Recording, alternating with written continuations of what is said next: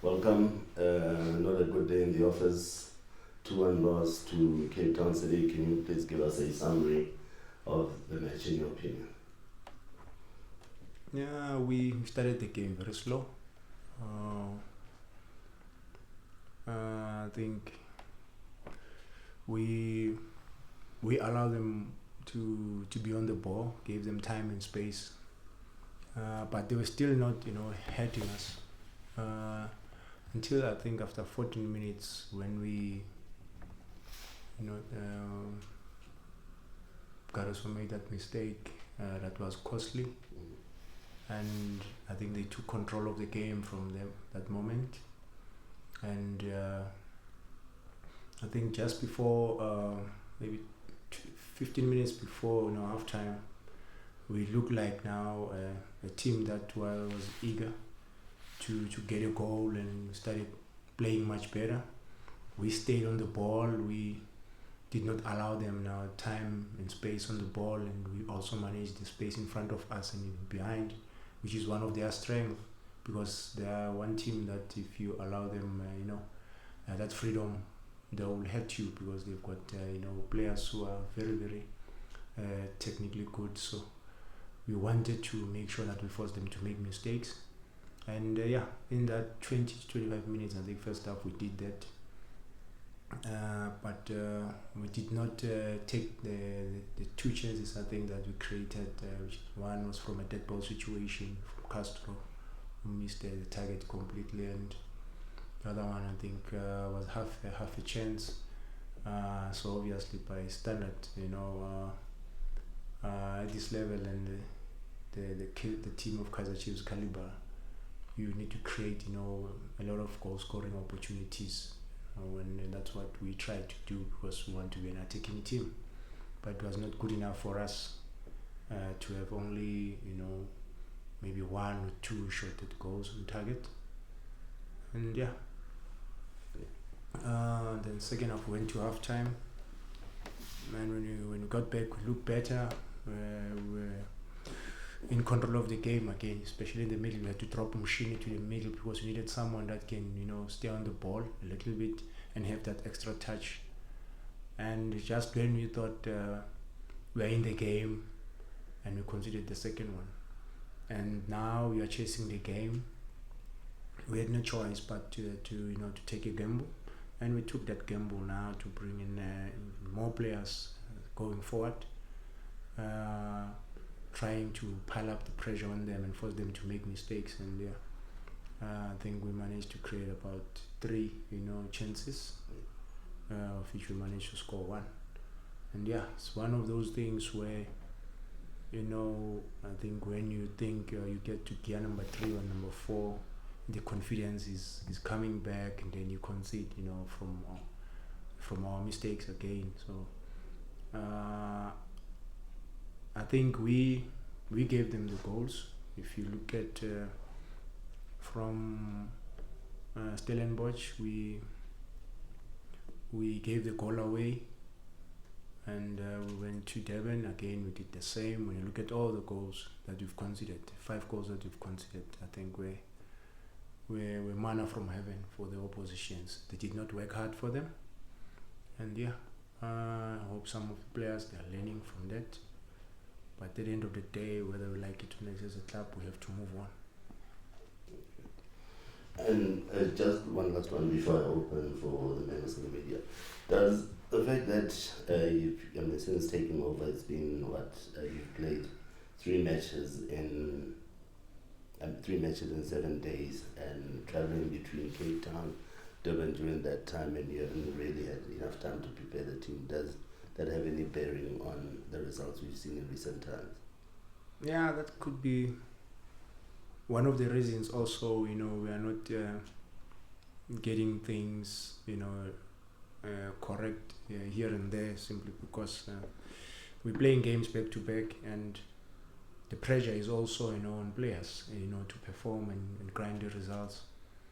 And we also want to play in a way that we don't just win games, but we need to find it might not be perfect, but as Kaizer Chiefs, There are people coming to support us today, and those people we have to put a smile on their faces all the time when we play football, and which is something that has been missing for many years, and we're trying to bring that back, to have that identity and a way of playing.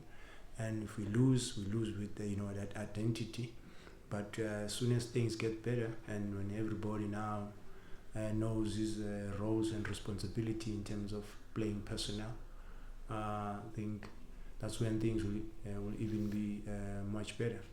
But someone will say maybe as a club we can panic. Yes, it's not nice to lose games. We're a big team. We don't want to lose games. But at the end of the day, we need to change things for the better, and this is the right time to change things. Yeah, because okay, ladies and gentlemen, your chance to ask questions. Matlati. Coach, can you put a finger on this, for lack of a better word, mental block that the players are having? Because in all honesty, 4 defeats in a row does not look good.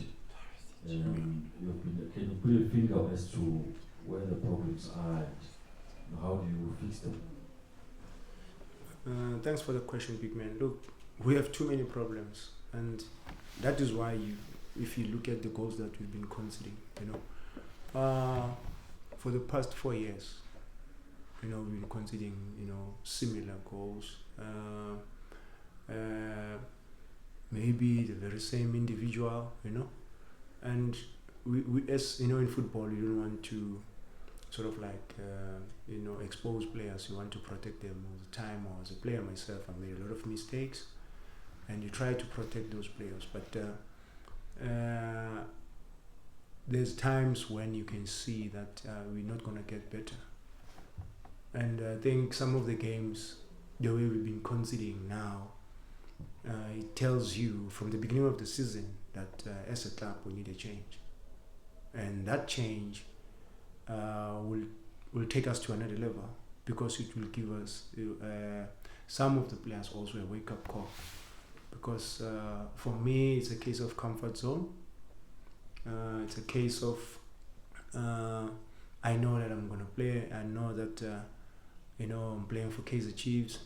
But what is it that you're giving back to the people that have been behind you through thick and thin? So we don't want to single out players. We put in 11 players to go and compete, and we expected all of them to give their best. And we also, as coaches, try to get the best out of them. Unfortunately, the results are not forthcoming, but definitely we need to change things if we really want to go back to where we belong as a club. Thank you, Coach. Yeah, let's go. Coach, Lorenzo from DStv Times. Obviously, in the week, Njabulo Ngobo gave an apology about the incident. Is there any reason why he didn't play to the injury, perhaps? And previously, when you had charge on an interim basis, you had a bit of a different squad that you line up. Are some of those players that you previously trusted not playing because they are short of match fitness, having not played for most of the season? Thank you. Thank you for the question, Pickman. Look, we had to balance the scale. Looking at games coming, back to back, we needed to make sure that we share, match minutes. The players, and there's players who are sick, who are down with flu, and those obviously haven't been playing regularly. So if you want to bring them on board now and throw them into the deep end, you might also break them. So the only thing that you can do as a coach is to try and give those who've been playing regularly the opportunity, a second chance, and see if they can rise to the occasion. But fortunately, it's like the big man said, it might be maybe a case of mental block, or having been in a situation where it's bigger than you, because Kaizer Chiefs is a massive brand, so they can't maybe change their mindset and get to another level. So we just have to accept as a team that we've got players, but some maybe are not good enough to be here. And obviously that needs for us going forward. We need to look at ourselves as a club and do obviously introspection in terms of making changes going forward. So going back to Njabulo, yes, he apologized. He was not in the team because of the incident. We're trying to protect him. He's a footballer, and you could see even when he was substituted that day, he was not himself, and he made about 4 or 5 mistakes. Actually, those mistakes started, from first half, and second half. Unfortunately, one of those mistakes, was very, very costly, and you could see he couldn't recover from it. So I had to pull him out and save him because I've been there before, and unfortunately, people saw it, in a different way. He was very upset with himself because he believes, he can do better, and he knows that he came to a club where, there's pressure, and he wanted to also showcase his talents and perform on the day. And unfortunately, it was not his day, So yeah, we're trying to manage them, and it's not only him, but we'll try and manage all the players, because we go through different challenges, here and there. But yeah, if he's ready, mentally wise, he'll come back and play again. Yeah, thank you, Coach. Let's go. Thokozisi for post. Coach, you've played for this club for quite a long time to understand the kind of player who should wear a Kaizer Chiefs jersey. When you look at the current squad, do you feel you have enough quality to sort of build on for the coming season to challenge and sort of close the gap? And then also on Njabulo, there's obviously a mental health element to it. Is there anything that the club does for someone who's in this situation? I mean, social media is all over the boy, which may affect him. Is there any sort of support from a mental health perspective that the club offers to you? Thank you. Yeah, thanks for the question, Pickman. Yeah, as I've alluded earlier on, that obviously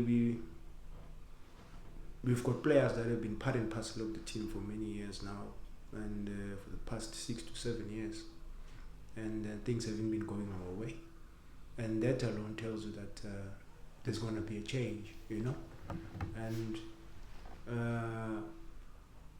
at the end of the day, it's football. We're in the business of football where we need results, and when it comes to that, we will try and see, who we can bring in terms of to beef up the squad, and also the players that we have who should be released. But definitely, with the rate that we are going as a club, there is no way we can still be saying we've got quality when we're not winning games. When we talk about quality, we have to be winning and challenging for the honors, And if you are nowhere near there, and for the past 7 years, then I'll be lying to you if I'll be, here before you and lying to myself and to you to say, no, players will get it right. Yes, some will get it right, some will not get it right. And as a club, the time will come, for a change, and it's not far. And I think the time is now, actually, to make that change. And we have to rebuild, we have to look for players that are good enough to come and play for this team, and go back to where we belong. And we will play with no fear. Yes, right now it's a setback, but it's not a transmission. We will change things for the better very soon. Coach, you keep on speaking about change, and you've been around for a while. You are one of the coaches who actually went to the bottom to learn this coaching thing, and you are there now on a career capacity. The Chiefs doesn't have a coach now. You and Dylan are in charge for now. If the powers that be at the club asks you to take this team forward on a full-time basis, they say which players leave and players are coming and pre-season, would you take that responsibility of coaching this team on a full-time basis? And secondly, also, how happy are you to see Zuma coming back after the problems that he has had? Thanks for the question, big man. Look, when you look at the way we've been performing, you know, myself, you know, growing up in the club, you know, through the ranks until up to now, obviously when you look at the situation now, you cannot be proud of the situation that we find ourselves in. It's a very, very embarrassing. You can't even walk on the street freely, you know, because of the situation we find ourselves. But we have to soldier on. We don't have a choice. We are the chosen ones, you know, to face this challenge, and we're not going to back off. We will take it head on until we get things right. So when you look at all the players that we have, like I said earlier on, when you look at all the players that we have, they are good players, but some of them, they might not be good enough to play for Kaizer Chiefs. And yes, if the opportunity comes, you know, why not? We all want to grow at the end of the day as coaches. And what's the point of being with the team for many, many years, and yet when I'm given the responsibility, I want to shy away? Who else should take this responsibility? You know, because the situation that we're in right now, it shouldn't be a case of trying to hit the ground running. It's not going to work. We've done that for many, many years as a club. You know, talking about this word, let's hit the ground running, hit the ground running. It's not going to work. We have to rebuild. We have to start afresh. We have to look at, have to bring in the right people in terms of technical, staff, the personnel, the playing personnel as well. So there's so much that we need to work on right now. And the only time, actually, the sooner the better. We do that as a club, then things will be back to normal. At the moment, if you want to go back to this thing, let's look for someone and let's hit the ground running, we're still going to be, having challenges. We're going to bring in new players who doesn't know the setup and the environment and the pressure, that comes with the responsibility of playing for this club. And also the very same person that will come in also, doesn't know the nitty-gritties and so many other things, because Kaizer Chiefs is the beast. It's not just, another club. It needs someone that knows it very well. So yeah, as I said, if the opportunity is granted, then why not? I'll grab it with both hands, and I'll give my utmost best to make sure that we bring the glory back. Okay, can we squeeze in the last one? Okay, last two. Starting with you, Lawrence. Coach, obviously this is a massive institution and highly ambitious, wants to win titles and wants to be, one of the big clubs in Africa. You still mathematically have a possibility of either qualifying for the Champions League or the Confederations Cup. But realistically, does the club want to qualify for African competitions? Because it can be a big hindrance in this rebuilding process that you're talking about. It's mentally taxing, it's physically taxing. Is it something that could be better for Chiefs not to qualify for Africa next season? No, it would be. Thanks for the question once more. I think it would be better for us to qualify, even if it's not going to be for the second spot, but for Confederation Cup. Why? Because we want to compete at that level. That will help us obviously in our rebuilding process to get players mentally ready and be ready to compete at that level. Should we'll use that as a stepping stone for maybe season 2023-24, and that experience, when you look at some of the players that participated when we went all the way to the final, yes, it was not the way we wanted in terms of maybe playing some of the games, we're very scrappy, but the experience was very, very important for the club, for the young ones, and unfortunately from that moment, in terms of continuity, we did not continue where we left off. We broke it a little bit here and there, and that is why we're suffering again now as a club. So now we need continuity, and it's all up to us as a club as to whether we'll do that. But I'm positive that things will change for the better. So yes, whether we get second spot, we'll keep hoping. We'll never give up. and we'll keep praying for that and keep working hard for that. And yeah, we have another game on Tuesday, and looking forward to the game, and hopefully we'll have all the players, ready mentally and physically and psychological, and get maximum points. Maybe that can be a confidence booster, That's it. All good. Busiso from CBC Sports. Coach, the last 4 matches you've lost, and now there's 4 matches left in the season. What is it that needs to be done in order to make sure that what you spoke about earlier, the being comfortable and knowing that a player will play despite maybe how they perform? What is it that needs to be done in order to make sure that the last 4 games of the season you get positive results? By positive results, I mean getting those 3 points, and in order to make sure that you do get that sport to go play in Africa again. Thank you, Sister. Look, we have to soldier on. We have to. We don't have a choice. Yes, we have to manage the players. I think tomorrow we're doing regen, and then on Monday we back to business again. It's match day -1.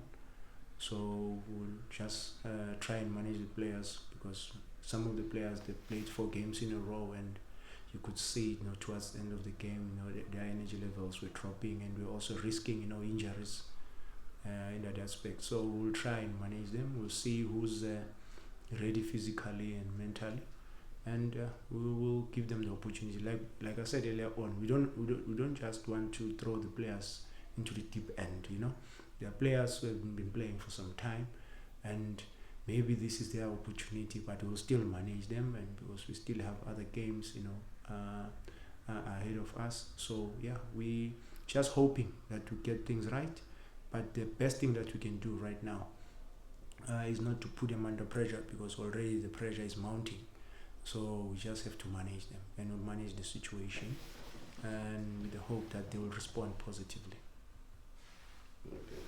Coach, for me, I don't know if you've heard, but the news is that the man who gave you your break in professional football, Braje Jomasolo, is still contributing to the major leagues. Somebody who played a significant role in your life as a pro footballer. News like this, how does it make you feel? Yeah, it's bad for South African football. Thanks for the question. It's bad for South African football, firstly. And Cosmos, they've got a rich history. But and those are the results of maybe poor planning. I don't want to put it that way, but I've already said it. Because at the end of the day, in football, the game has evolved now. The game has changed, and you could see it coming anyway. For the past 3 seasons, I think they've been, languishing in that bottom half of the Third African League, and they've been in position 14, 15. So yeah, it's sad for the fact that they gave me a break. They gave me the opportunity to showcase my talent, and many other players, and one, the son of the soil, which is Coach Pitso Mosimane, who's doing very well for himself and for the country, representing our country in Egypt, where it's very, very difficult to survive as a coach, but he's there, doing well. So yeah, it's sad, but at the end of the day, it should be a learning and a lesson, to other clubs, that there is no shortcut, in this game. That's the unfortunate part. I wish we could, help, a team of that caliber not, to go down, because the league that they are going to participate on, there it's not easy. The chances of coming back are very, very slim. So yeah, and unfortunately, they are gone, and yeah, tough luck. That's part of the game. That's nature of the game. But I feel sorry for him, and hopefully maybe Rajay will also maybe give the reins to other people, that he can, sort of like guide them. You can even see with our chairman, he's giving us the responsibility. He's taking us to to do coaching licenses and attend courses, just to empower us, and that is why we are still part of the part and parcel of the club, because he doesn't want to do everything all by himself. And yeah, we just it's sad. I'm sorry to say this, it's sad, but let's hope other teams, they learn from this going forward. Yeah. Thank you, Coach Arthur. And yeah, we see each other again on Tuesday in the game against Mount Gallants. We meet, ladies and gentlemen, 7:30 on Tuesday, another DStv Premiership match. Make it 3, Eh? Make it 3, man.